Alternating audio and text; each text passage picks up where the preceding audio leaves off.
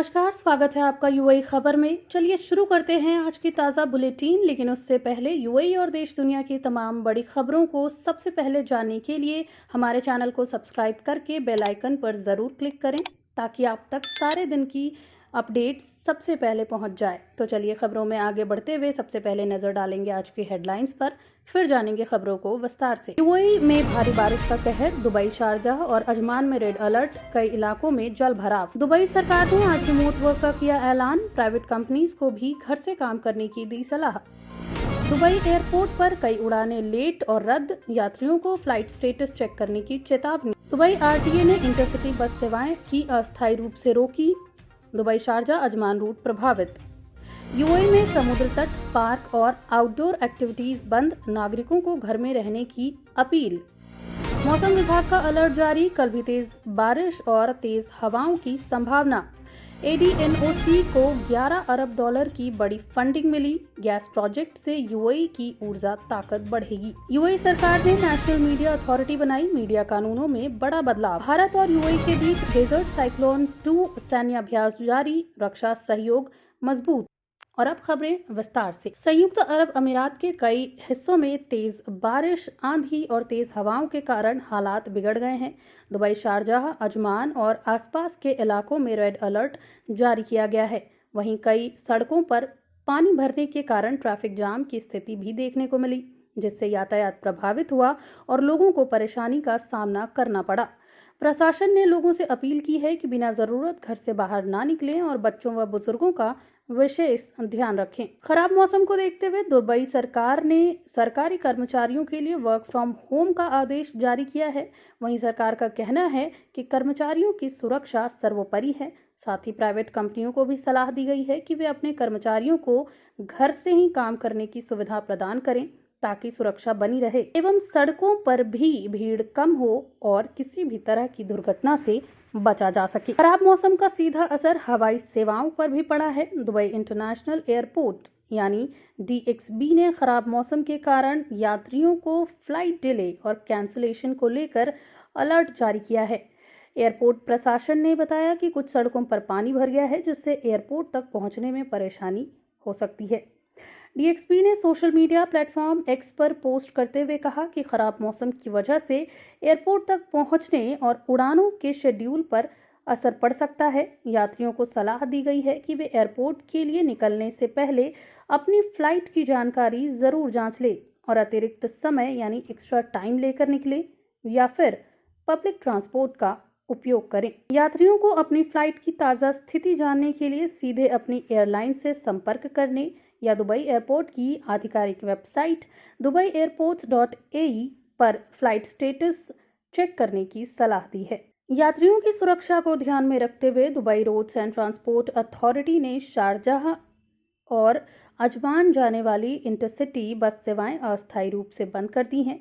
साथ ही आरटीए ने कहा है कि आगे की स्थिति मौसम के आधार पर तय की जाएगी। यह सस्पेंशन मुख्य रूप से दुबई, शारजाह और अजमान के बीच चलने वाले व्यस्त रूट्स को प्रभावित कर सकती है। हालांकि दुबई के भीतर चलने वाली बस सेवाएं अभी भी जारी हैं, लेकिन कुछ रूट्स पर देरी देखी जा रही है। फिलहाल जिन इंटरसिटी बस रूट्स को अस्थायी रूप से रोका गया है वे कुछ इस प्रकार से हैं। शारजाह के लिए root E303, E306, E307, E307A और E315।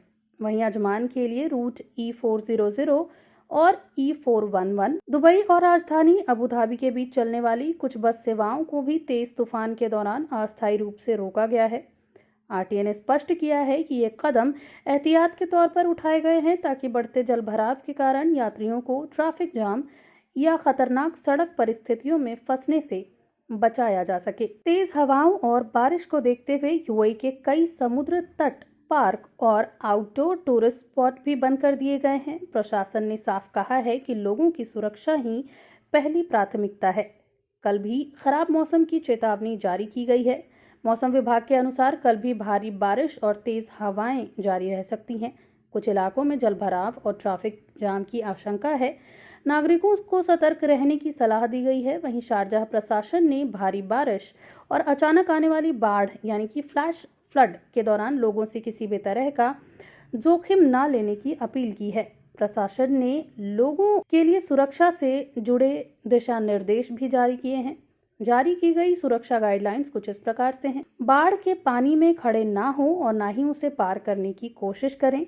बाढ़ के पानी में वाहन चलाना बेहद खतरनाक हो सकता है, क्योंकि तेज बहाव अचानक गाड़ी पर से कंट्रोल हटा सकती है। वैलीज, सूखे नदी नालों और बाढ़ के पानी के बहाव वाले रास्तों से दूर रहने को कहा गया है, क्योंकि उनके किनारों के ढहने का खतरा हो सकता है। वहीं शारजाह सिविल डिफेंस ने लोगों को ये भी चेतावनी दी है कि तेजी से बहते पानी को लगातार देखने से चक्कर आ सकते हैं, इसलिए इससे भी दूरी बनाए रखें।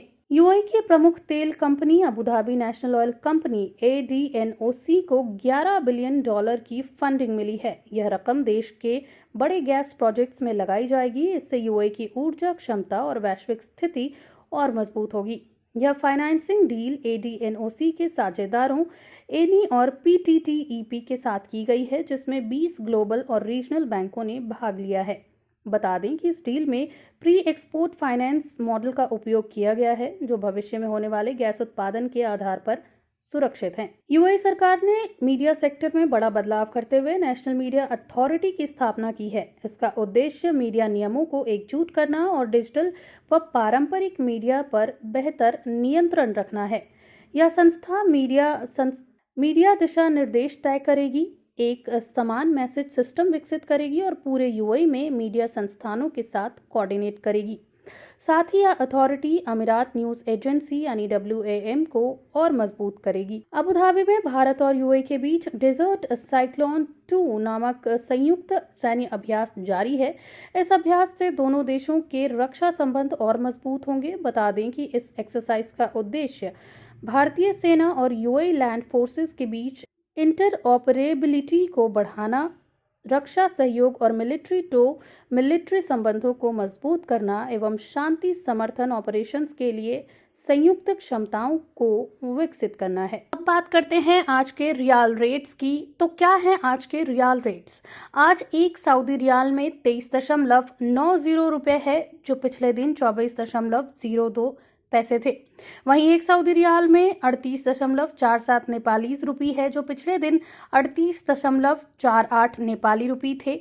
वहीं एक सऊदी रियाल में आज 32.59 बांग्लादेशी टका है, जो पिछले दिन 32.50 बांग्लादेशी टका था।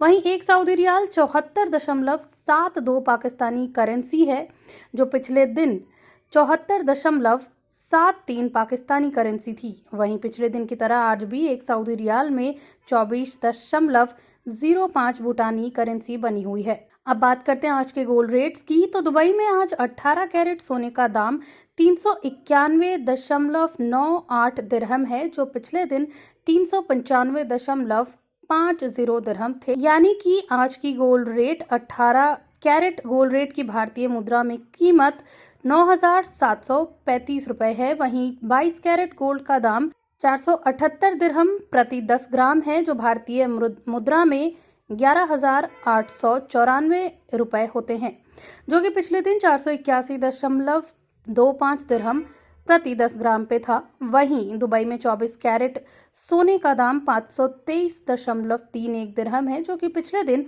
516 दिरहम थी। वहीं आज के 24 कैरेट सोने का दाम भारतीय मुद्रा में बात करें तो आज 12,838 रुपए है। अब बात करते हैं आज के दिरहम रेट्स की।